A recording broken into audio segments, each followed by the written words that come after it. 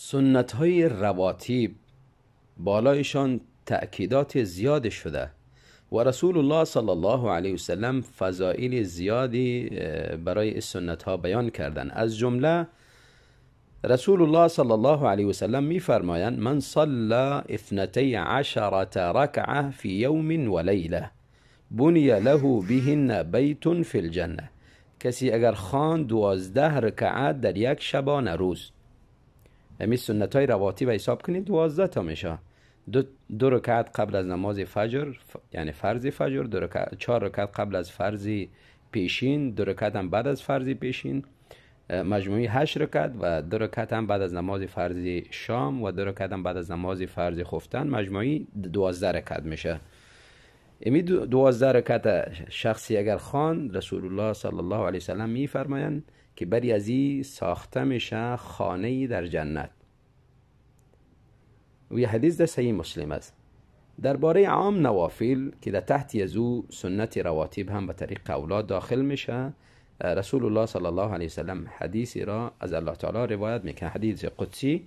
الله تعالی میفرماید و ما یزال عبدی یتقرب الی بالنوافل حتی احبه. و همیش می باشه بنده من خود به من نزدیک میکنه به خواندن نوافل تا اینکه من او را دوست میدارم. یعنی به مواظبت نوافل الله تعالی بنده خود دوست میداره و بنده مقرب برای الله تعالی قرار میگیره. و همچنان این سنت های نوافل و رواتب روز قیامت جبیره قرار میگیره به فرائضی که دو فرائض نقصانات وارد شده. رکوع سجود و قیام اینها درست نشده، یعنی نقصانات دی آمده. و همچنان خشوع و خضوع در نماز درست نبوده یا گاهی نماز از پیش انسان فوت شده. پس این نوافل جبیره بر از او قرار میگیره. رسول الله صلی الله علیه وسلم در زندگیشان در حالت اقامت نوافل با پابندی میخواندن رواتب و صحابه کرام، تابعین، تبع تابعین و تا به امروز علمای دین حریص هستن به این سنت ها، بدون کدام عذر و موجبی ترک نمیکنن.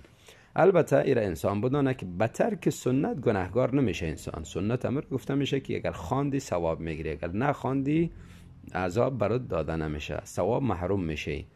لکن ما از ثواب بی‌رغبت نیستیم. ما اصلا در دنیا برای ازی الله ما را خلق کرده که راه ثواب تعقب کنیم، راه جنت تعقب کنیم. چی راهی ما را به جنت میبره؟ به این ثوابایی که رسول الله صلی الله علیه وسلم بسیار زیاد، یعنی ثواب بی پایان یا ثوابهای بسیار بلندی را که ذکر میکنن، به این ما زیاد محتاج هستیم. یعنی چند رکعتی نوافل میخوانی، الله برات یک قصر در جنت آماده میکنه. شما یک قصر در دنیا چقدر پول مصرف کنی و چقدر سرمایه مصرف کنی، چقدر وقت مصرف کنی که یک قصر آماده کنی. و این قصر الله تعالی در جنت، جایی که دنیا همه از تو باشه، در عوض اگر بتی جنت بخری امکان نداره. الله در او تو جاها برای انسان قصر میسازه به سبب نوافل. پس چرا انسان بی‌رغبتی نشان بدهد از سنت های رواتب؟ اگر گاهی از انسان به سستی و تنبلی و حالتی خاصی گاهی مانده می باشه، اگر این سنت ها را ترک کرد، به او انسان مؤاخذه نمیشه، گناهگار نمیشه. البته کوشش کنه که بی‌رغبتی از این سنت نشان ندهد، اعراض نکند. باز حالت اعراض خطرناک است. کسی که از سنت رسول الله صلی الله علیه وسلم اعراض میکنه، رسول الله صلی الله علیه وسلم میفرماید که از امتی من نیست و از جمله ما نیست، یعنی وعیدی سخت است برش. فمن رغب عن سنتی فلیس منی. کسی که از سنت ما اعراض میکنه، بی‌رغبتی نشان میده به سنت ما و از جمله ما نیست.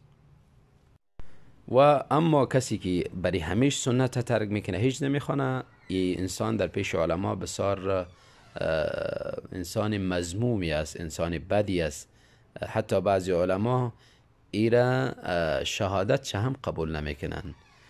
انسان تلاش کنه که سنت همیش پابند بوده باشه. اگر گاهی ترک میکنه انشاءالله کدام مؤاخذه نمیشه به ای، اما همیش ترک از پیشش نشوه. بارک الله فیکم.